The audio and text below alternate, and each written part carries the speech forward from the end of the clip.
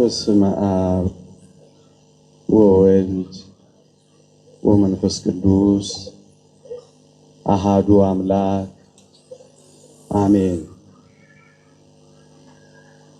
ክቡር መምህራችን መምህር ምስክር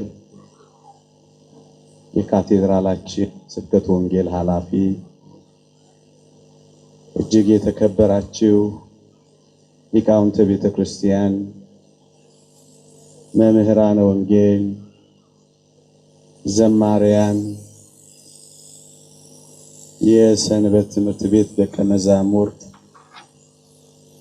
ምዕመናንና ምዕመናት በልዑል እግዚአብሔር ስም እንደምን አመሻችሁ? እንደምን ሰነበታችሁ?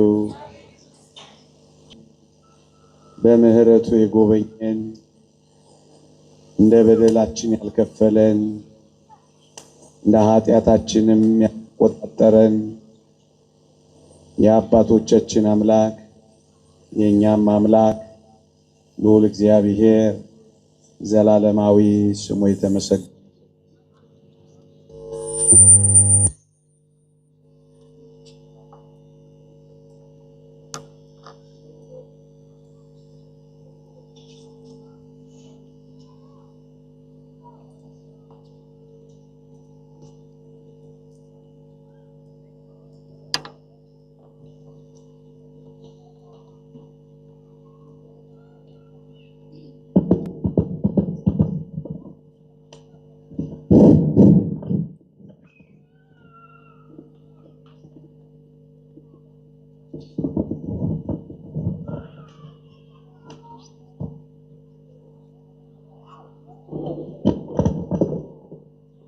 ዘላለማዊ ስሙ የተመሰገነ ይሁን።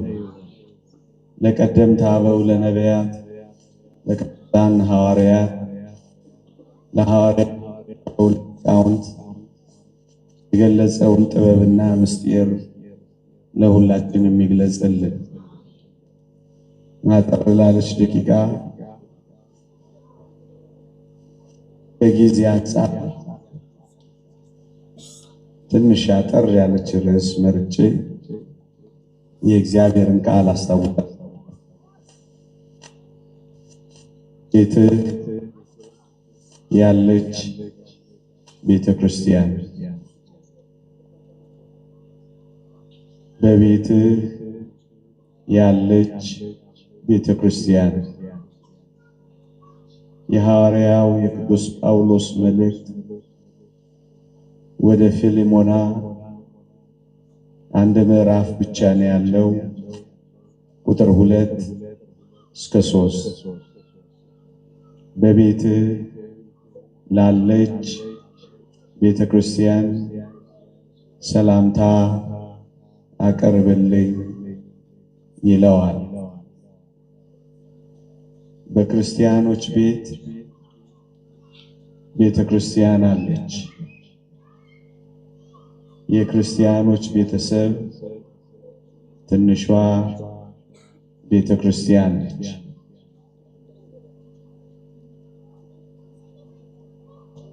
ይህንን ትምህርት ምናልባት ብዙዎቻችን አይመለከተንም እንዳንል እፈራለሁ። ምክንያቱም ሁላችንም ከቤተሰብ ነው የተገኘነው። እግዚአብሔር ቢፈቅድ ቤተሰብ ነው ምን መሰረተው። ስለዚህ ብንመሰርትም ባንመሰርትም በጥልቀት ሁላችንም እንደ ቤተ ክርስቲያን ልጅነት እንደ ማህበረሰብ ተሳታፊነት በዚህ ክፍለ ትምህርት አታውቁትም ብዬ ሳይሆን ጥቂት ማስታወሻዎችን ላሰማችሁ ፈልጌ። በቤትህ ያለች ቤተ ክርስቲያን ክርስቶስ ቤተ ክርስቲያንን የመሰረተው መስቀል ላይ ነው። ክርስቶስ ከጎኑ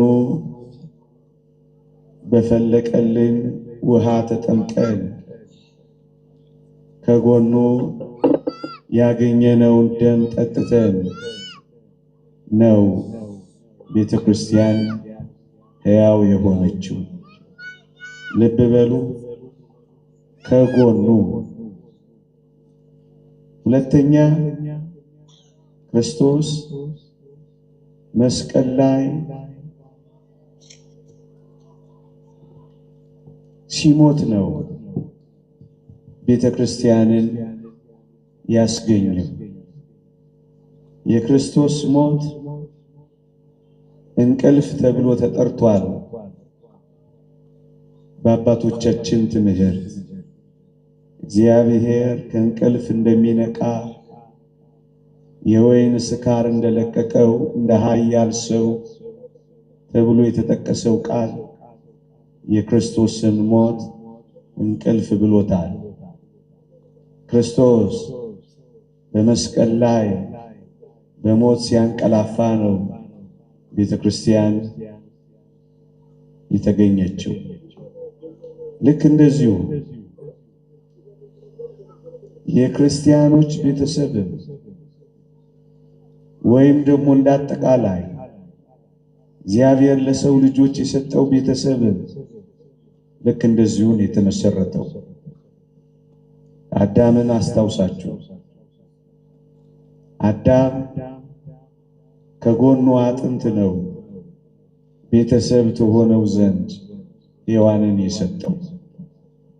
ከክርስቶስ ጎን ቤተክርስቲያን እንደተገኘች ከአዳም ጎን የትዳር አጋሩ ወይም ቤተሰቡ ተገኝታለች።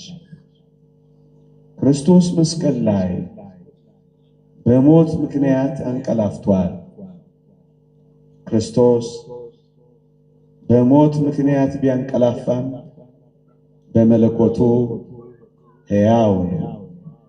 በሥጋ ሞተ፣ በመለኮቱ ግን ሕያው ነው ብሎ ቅዱስ ጴጥሮስ እንደጻፈልን ልክ እንደዚሁ አዳም ጨርሶ የሞት ያክል እንቅልፍ አልተኛም። ደግሞ አለ ጨርሶ የሞት ያክል እንቅልፍ አልተኛም። ከጎኑ ሔዋንን ሲሰጠው ደግሞም ንታላለ ሊቃውንት እንደሚያስተምሩት ማዕከለ ነቂህ ወነዋም ይላል። በመተኛትና በማንቀላፋት መካከል ነበር አዳም። ያኔ ነው ከጎኑ ቤተሰብን የትዳር አጋርን የሰጠው። ልክ ክርስቶስ በሥጋ ሞቶ በመለኮቱ ሕያው እንደሆነ አዳምም በማንቀላፋትና በመተኛት መካከል ሆኖ ነው ቤተሰብን ያገኘው። ለምን ይመስላችኋል? እግዚአብሔር አዳምን እጅግም ያላነቃው እጅግም ያላስተኛው በሁለቱ መካከል አድርጎ ከጎኑ አጥንት አውጥቶ ቤተሰብ ይሰጠው። ሊቃውንተ ቤተክርስቲያን በዚህ ጉዳይ ላይ አስገራሚ ጥቆማ ይሰጡን። እንዲህ ይላሉ። አዳም እንደነቃ እግዚአብሔር ከጎኑ አጥንትን ቢያወጣ አዳም ነቅቷልና ያመዋል። ካመመው ደግሞ ከጎኑ የተሰጠችውን ቤተሰብ የትዳር አጋሩ ሊጠላት ነው። ስለዚህ እንዳይጠላት አላነቃው።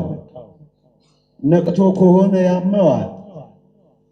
የህመሜ ምክንያት ናት እያለ ህመሜ እያለ እንዳይጮህባት እጅግም አላነቃውም ይላል። ደግሞ በጣም አላስተኛው። ለምን ይመስላችኋል? እጅግም ያላስተኛው ጭልጥ ብሎ ተኝቶ ቢሆን ኖሮ ደግሞ ይላሉ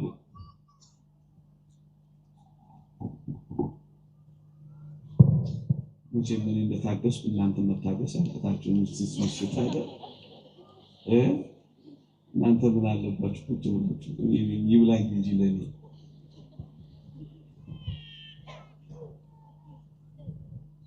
በሰላም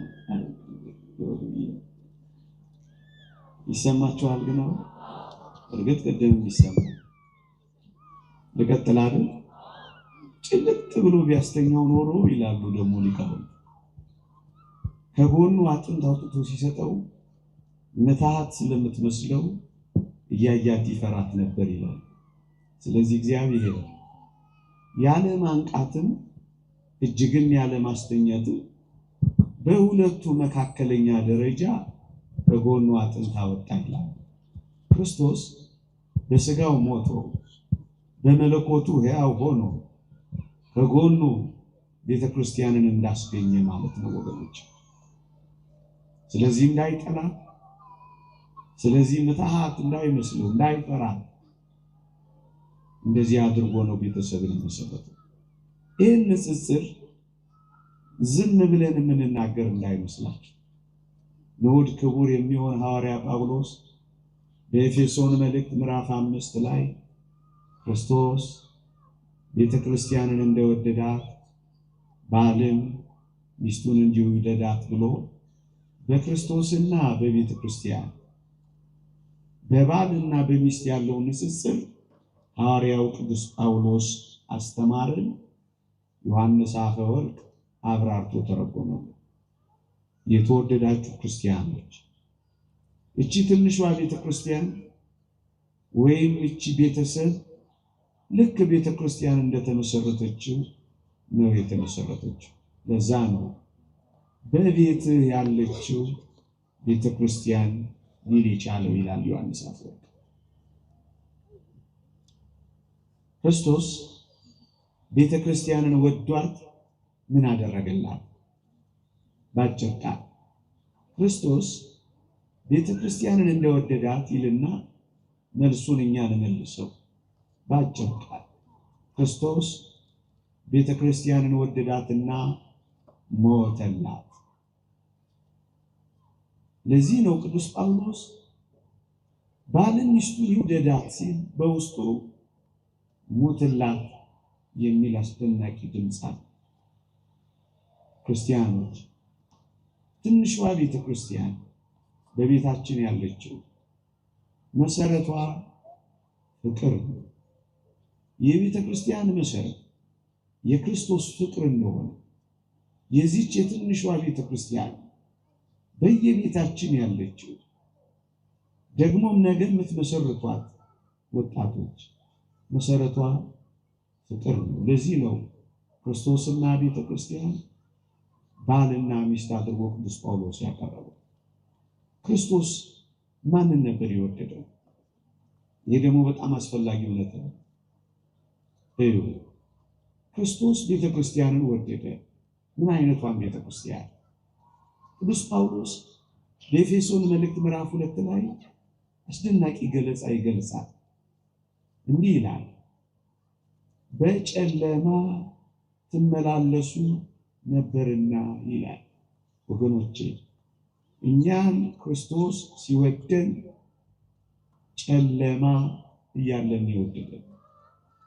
ጨለማ ምን ይወደዳል? ጨለማ ግርማው ያስፈራል እንጂ ምን ይፈቀራል? ክርስቶስ ግን እኛን የወደደን ቤተክርስቲያንን ያፈቀራል ደግሞም የሞተላት ጨለማ እያለች ነበር። የብርሃን ሥራ ጽድቅ ትታ በኃጢአት እየኖረች ነበር ክርስቶስ ያፈቀራል። ባጭር ቃል ቅዱስ ዮሐንስ አፈወርቅ ይህን ሲገልጽ ጨለማ የሚለው ሲተረጉም መልከ ጥፉ እያለን ወደደን ይላል። አዎ ምን ደም ግባት ነበረን ክርስቶስ ሲወደን፣ ምን የሚማርክ ውበት ነበረን ክርስቶስ ያፈቅረን። መልከ ጥፉ ሆነን ወደደን። ሁለተኛ መልከ ጥፉ ብቻ ብንሆን እሰየው። በጣም የሚደንቃችሁ ግን ምግባራችን እንዳይደግፈን በመልከ ጥፉነታችን ላይ ምግባረ ክፉ መሆንን ተገኘ። ቅዱስ ዮሐንስ አፈወርቅን ሲያብራራ በመቀኝነት ትመላለሱ ነበርና የሚለውን የቅዱስ ጳውሎስን ቃል ያመጣል። አያችሁ፣ መልከ ጥፉ ብቻ አልነበረችም፣ ምግባረ ክፉም ነበረች። ስለዚህ ክርስቶስ ይወደዳል፣ ክርስቶስ የሞተላት ምግባረ ክፉዋን መልከ ጥፉዋን ነው። ሁለት ሶስተኛውና በጣም የሚደንቀው ፊቷን የሰጠችው ደግሞም ከኋላው የተከተለችው አለቅህም ብላ የያዘችውን አይደለም ክርስቶስ የሞተላት።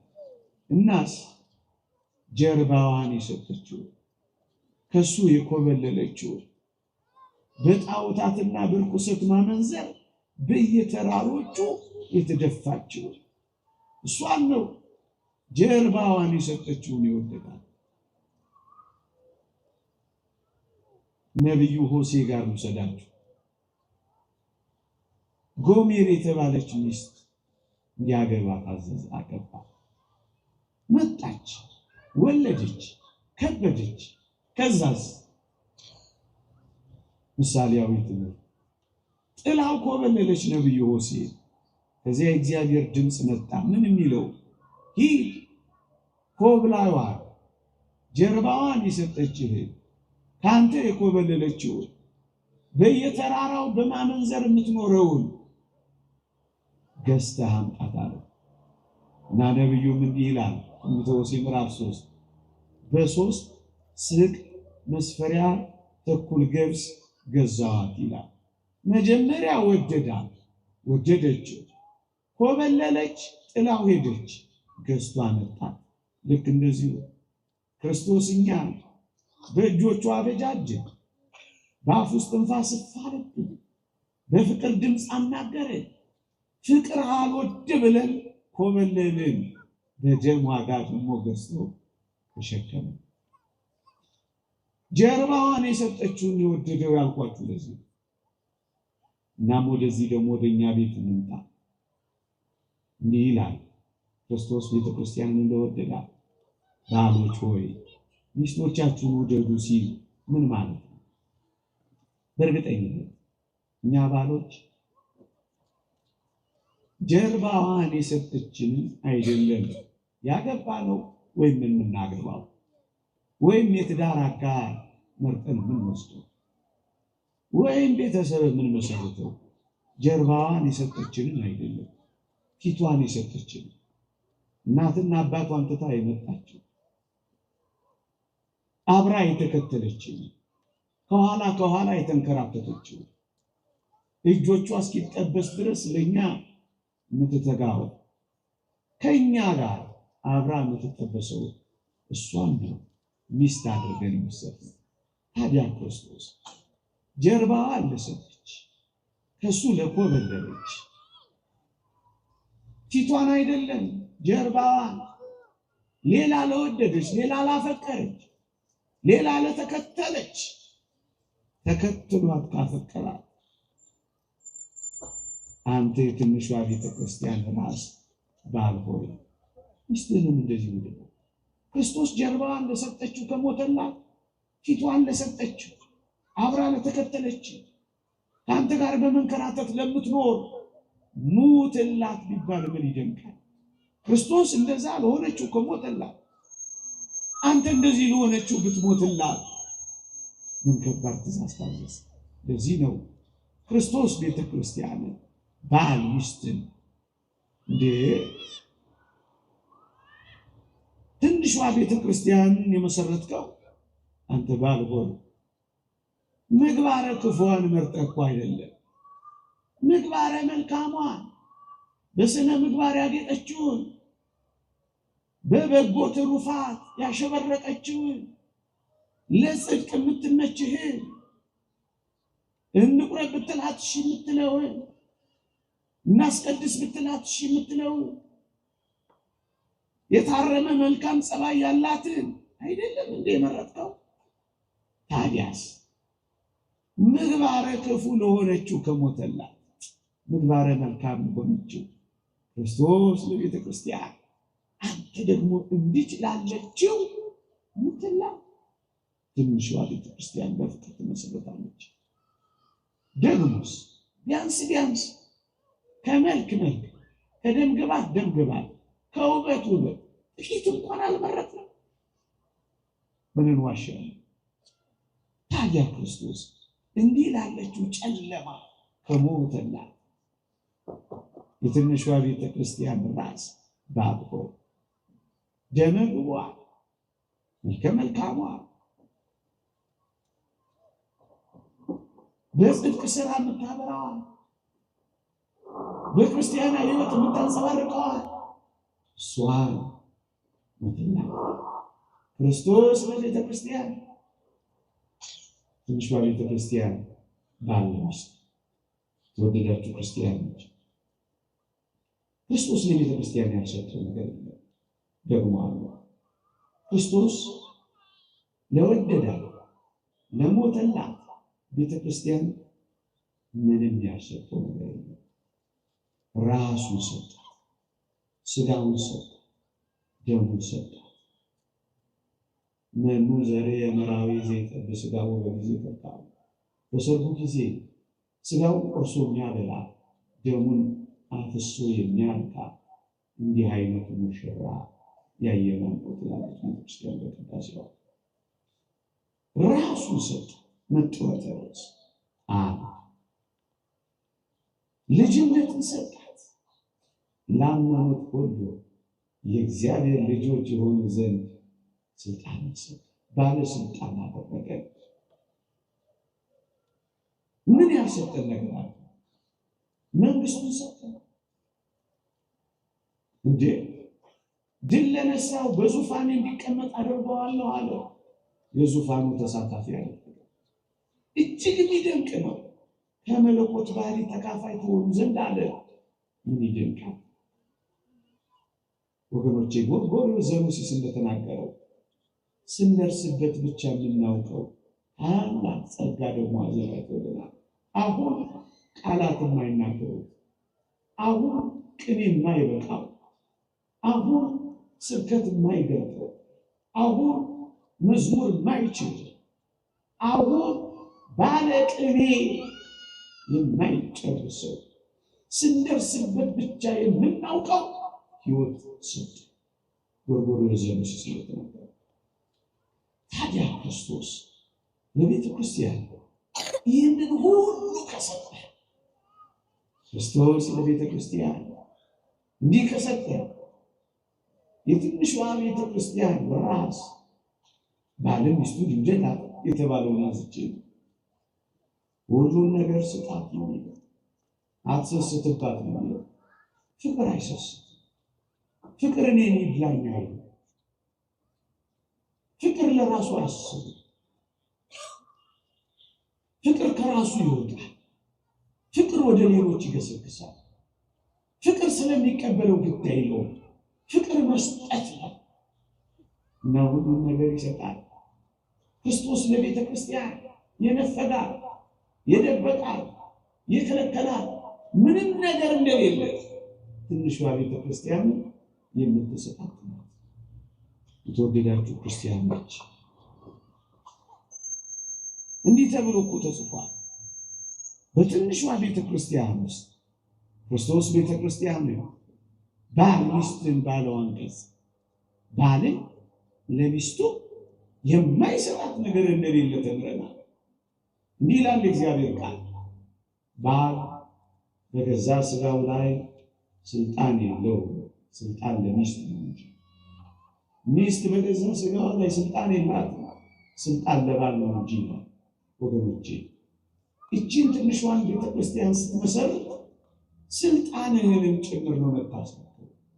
ወንድ ፈቅጄ ብለህ እኮ ነው የምትሰጥ። እንደሱ ነው የሚሰጥ። ፍቅር እንደሱ ነው። ተገዶ አይደለም፣ ወዶ ፈቅዶ መርጦ ነው የሚሰጠው ፍቅር። በገዛ ስጋ ላይ እንኳን ስልጣን እንዳይኖርህ ትንሿን ቤተክርስቲያን መስጠታል። ስጋህን ከሰጠሃት ታዲያ ከስጋ ሌላ ምን ትደብቅባታለህ? ወዳጅ የሚበልጠውን ከሰጠሃት የሚያንሰውን ነገር ትነፍጋል። ክርስቶስ ለቤተ ክርስቲያን ሁሉን ነገር እንደሰጠ ሥጋህን እንኳን ሳይቀር እንዴት ይደንቃል! ያንተ አይደለማ በቃ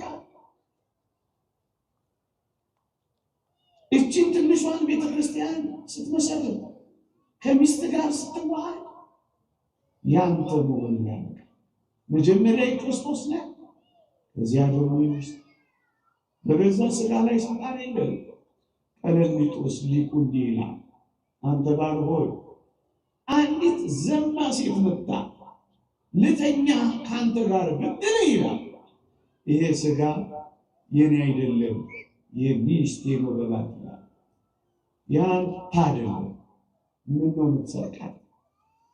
ያንተ አይደለም ምን ነው የምታጭበረብራት? ያንተ አይደለም መልሱና ክርስቶስ ለቤተ ክርስቲያን መሰጠ።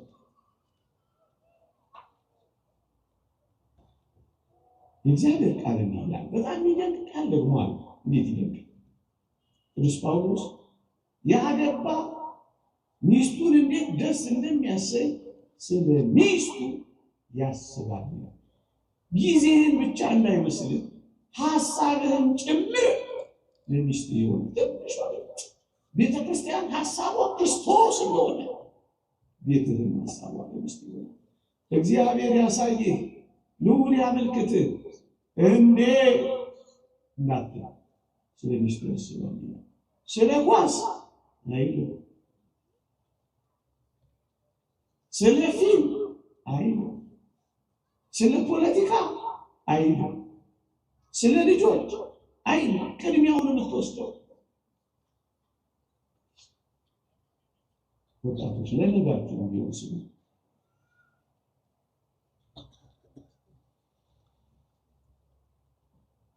ያላገባ ግን እግዚአብሔርን እንዴት ደስ እንደሚያሰኝ ስለ እግዚአብሔር ያስባል ይላል ቅዱስ ዮሐንስ አፈወርቅ። ሚስትህ ከአንተ የምትፈልገው ጊዜ ግን ብቻ ነው። ጊዜህን የምትፈልገው ደግሞ በጣም ስለምትወደው ይላል። ጊዜዋን በቢራ ቤት፣ ጊዜዋን በግሮሰሪ፣ ጊዜዋን በወላጆችህ፣ ጊዜዋን በጓደኞችህ፣ ጊዜዋን በቴሌቪዥን ቻናሎች አትተካላት። ስለምትወድ የእናንተን አላውቅም። ሚስቶቻችን የሚፈልጉ እኛ ጊዜያችንን ብቻ ስለሚወዱ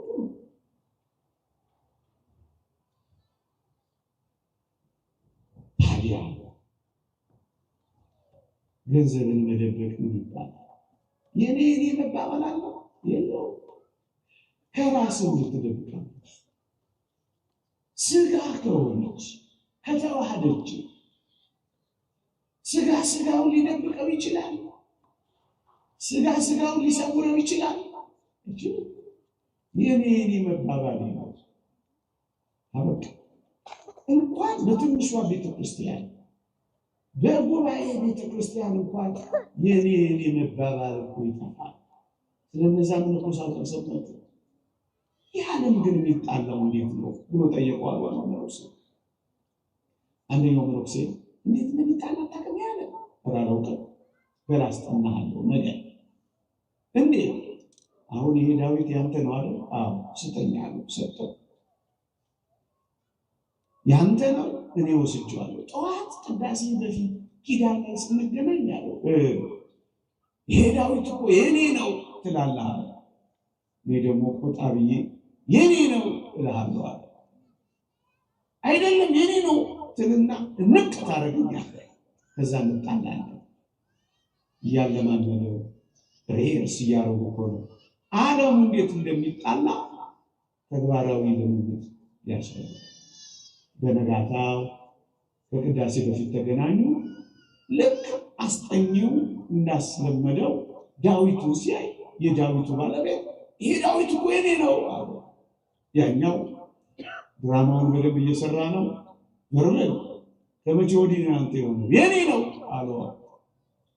ያኛው እውነትም ተበሳጨ። ድራማው ቀጠለ። እንቅ አደረገውና የኔ ነው ብሎ ወደ መጣላት ጫፍ ያኛው አስጠኙ ምን እንዳለ ታውቃላችሁ? ድንቅ ብሎ ያንተ አዎ በልሰደው አላ ለመጣላት ተቀጣጥረው መጣላት እንኳን የማይችል የፍቅር ሰዎች ሆነች ክርስቶስ ያደረባቸው። አንዱ ዝቅ በማለት ውስጥ ምንጸባል ባልንጀራን በማስቀደም ውስጥ ምን ቁጣ አለ? ባልንጀራ ካንተ ይልቅ እንዲሻል በሱ ውስጥ ምን ቅናት አለ? ጎበዝ ጠብና ጦር ከወዴት ይመነጫሉ? በዚህ ሕይወት ውስጥ ቤትህን እንደዚህ ቤተ ክርስቲያን እንደዚህ ከሆነች አንተ ቤት እንደዚህ ሆኖ ክርስቶስ ለቤተ ክርስቲያን አትንተራ፣ አትከልከል፣ አትደብቅ እየሸቦት ወስደህ እዛ ላይ አስቀምጥ። የልብህን ግልጥልጥ በል ተቀባለው። ሶስተኛ ክርስቶስ ሰውነቱን ሳይከፍል ሰውነቱን አዋህዶ እንደ ሞተ መሰንጠቅ፣ መከፈል፣ መለያየት እንደሌለባት ቤተ ክርስቲያንን እንደማትከፈል ትንሿ ቤተ ክርስቲያን ያንተ ቤት ምንም አይከፍላት። ክርስቶስ ሰውነቱ ካልተከፈለ ክርስቶስ ተከፍሏል እንዳለ ቅዱስ ጳውሎስ ቤተ ክርስቲያንም የክርስቶስ ናትና ከነገድን ከቋንቋን ከወገንን ዋጅተህ አንድ አድርገሃታልና እሷም እንደማትከፈል ያንተ ቤትም ምንም እንዳይከፍላት እንዳትከፈል። ለዚህ ነው የእግዚአብሔር ቃል እግዚአብሔር አንድ ያደረገውን ማን ይለየዋል የሚለው።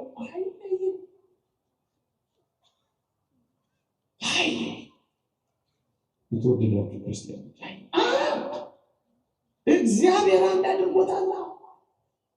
ወገኖች እንኳን ሁለት ተጋቢዎች እንኳን ሙሽሮች እኛ ሁላችን አንድ አይደለም። ቤተ ክርስቲያን የምትባለች ይህለች ጉባኤ እኮ አንድ ነው። ምን ቅዱስ ጳውሎስ እንዲህ ይላል። በጣም አስደናቂ ቃል ይናገራል። እኔም ቆሮንቶስ መልእክት ምዕራፍ 10 አንዱ እንጀራ ስለተካፈለ እኛ ብዙዎች ስንሆን አንድ ነን። ስጋውን የበላን ደሙን የጠጣ ነው ክርስቶስ በእኛ ውስጥ ይኖራል። እኔም በእርሱ እኖራለሁ እሱም በእኔ ይኖራል አለ። ከክርስቶስ የተነሳ አንድ መንጋ ከአንድ እረኛ ጋር እንኖራለን። መሰማሪያችን አንድ፣ በሩ አንድ። እኛማ ትንሿ ቤተክርስቲያን እንደዚህ እንዴት ነው? ከምን የተነሳ ወዳጆች አንድ የሚያደርገን አንድ አልጋ ላይ ስለተኛ አንድ አልጋ ላይ የተኙ ብዙ አልጋ ላይ የተበተኑ ልቦች እንዳሉ ይሰማል። አንድ ጋቢ ስለለበስ አንድ ድፎ ዳቦ ቀደም ፎቶ ስለተነሳ አንድ መኪና ላይ ስለተጫነ አንድ ናቸው ተብሎ ስለተጨበጨበልን ከምን የተነሳ? ከአንዱ መንፈስ የተነሳ። ታዲያ እግዚአብሔር አንድ ያደረገውን ማን ይለየዋል የሚለው ምን ስልጣን አለ አንተ ለመለየት? እግዚአብሔር አንድ ያደረገው ሰው አይለየው ሲል አንተንም ጭምር እኮ ነው፣ አንቺንም ጭምር ሰው አይለየው። ስለዚህ እቺ ትንሿ ቤተ ክርስቲያን በትንሹ በትልቁ በሚረባው በማይረባው በሆነው ባልሆነው አትከፈል፣ አትለያዩ፣ አትበጠስ። በሶስት የተገመደ አይበጠስም ያለው እሱ ክርስቶስ ስላለ። የተወደዳችሁ ክርስቲያኖች እቺን ቤተሰብ የሚመሰርታት ቋንቋ አይደለም፣ እግዚአብሔር ብሔር አይደለም፣ ፍቅር ነው። ታዲያ ፍቅርን ማን ሊያሸንፋት ይችላል? ነገር የለም ጠቅለል ሰዓት እንዳትፈጅ ሌላ ሰፊ ልዩ የእግዚአብሔር ቃል ደግሞ አለ። እኔ ጊዜው እንዳላባክን ለማስታወስ ያክል ክርስቶስ ቤተክርስቲያንን ይወደዳል። ክርስቶስ ለቤተክርስቲያን የሞተላት በፍጹም በማይመች ሁኔታ ነው። ምንድን ነው የማይመች ሁኔታ? መስቀል ምን ይመቻል? መስቀል ይመቻል። ሳዶር፣ አላዶር፣ ዳና፣ አዴራ፣ ሮዳስ የተባሉ ችንካሮች ምን ይመቻል? ጅራፍ ምን ይመቻል? መራራ ሐሞት መጠጣት ምን ይመቻል? እርጥብ መስቀል መሸከም ምን ይመቻል? የእሾህ አክሊል መልፋት ምን ይመቻል? በማይመቹ ሁኔታዎች ጭምር አፈቀራ። ፍቅር አይለወጥ። ፍቅር ሁኔታዎችና ቦታዎች አይቀይርም። ፍቅር ለዘወትር አይወድቅም ይላል ቅዱስ ጳውሎስ። እንደውም አስደናቂ ቃል ላንሳላችሁ። ሶሎሞን የተናገረው ብዙ ውሃ ፍቅርን ያጠፋል ዘንድ ረሃብ ነው አይችልም።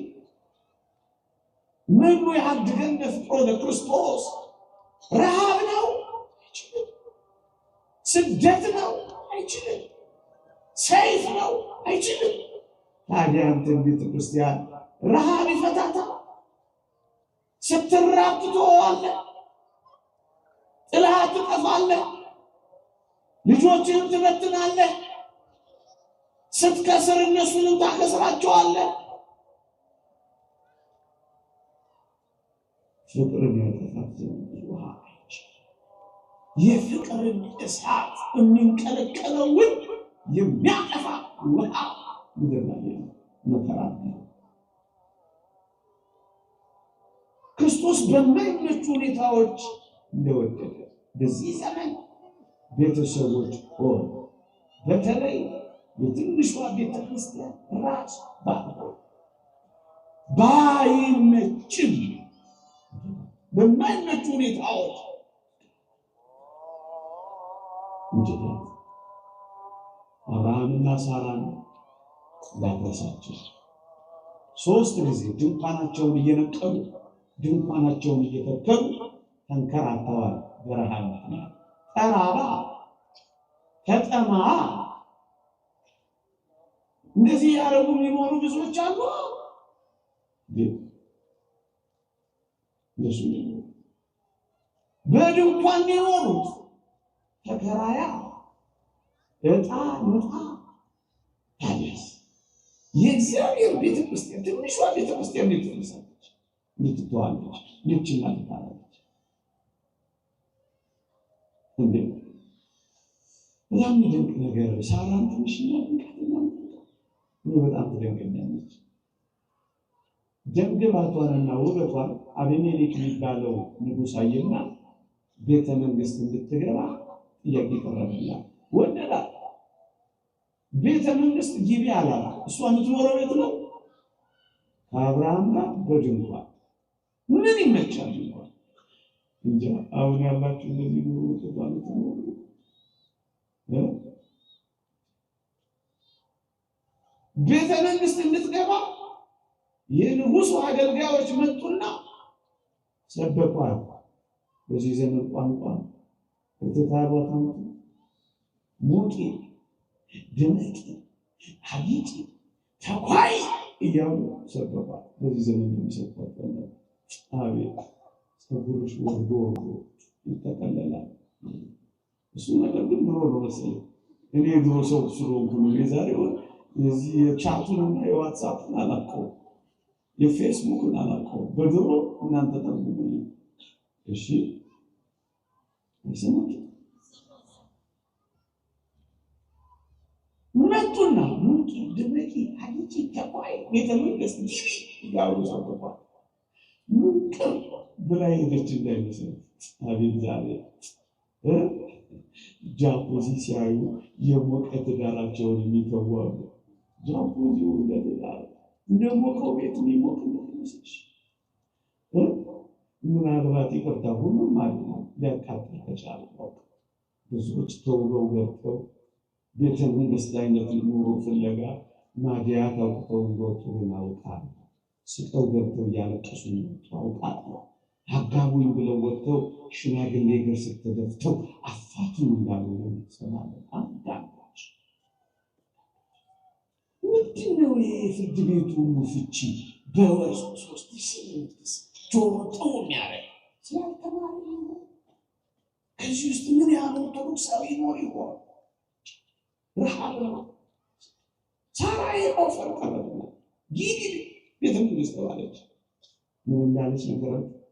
ገድለ ሳራ ማንበብ ለማስለማት ትናገራለች። እንዲህ አለች። ሙቂ ባሏት ፈንታ ልብሷን ተረተረች፣ አጊጪ ባሏት ፈንታ አመድ ሰበሰች፣ ተኳይ ባሏት ፈንታ አለቀሰች። ልቧ ያለው ጁጁ ሽማግሌ ታላቁ እግዚአብሔር ሰው አብርሃም ጋርና ድንኳኗ ውስጥ በተራራም የመረጠችው ፍቅር ነው። አሁን ድንኳኗ እንደዚህ ነው። ረሃብ አያስፈልጋት። ከዚህ ዘመን የበለጠ ረሃብና ጭንቀት የሚመጡት ዘመናት በክፋት እየባሰ ሊሄድ ይችላል። ያለ አደራችሁ ትንሿን ቤተክርስቲያን ታፍርሷል። ይቆይ እግዚአብሔር ቸርነት እንደምታችሁ ነው ማለት ነው። የሰንበት ተቀበለ ሌሎች መርሃ ግብራት ስላሉ ይወጣ